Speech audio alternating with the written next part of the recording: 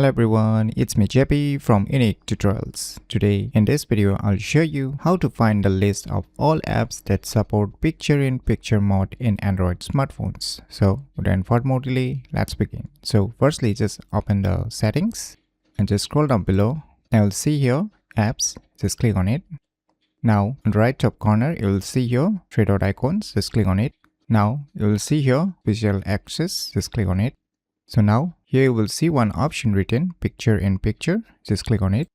Now you will see a list of all apps that supports picture in picture mode. So you can scroll down to the bottom to see which apps are present here. So you can clearly see here. So you can enable or disable here the picture in picture mode for the respective application, or you can allow it from here. So these are the entry list on my Android smartphones. So by using this method, you can easily find out the list of all apps that supports picture in picture mode in Android smartphone very easily. So if you never known about these cool tricks, then you should definitely give it a try. So if you find this video tutorial useful, please click on the thumbs like button, and if you're new to our channel, click on the subscribe button. And lastly, thanks for watching.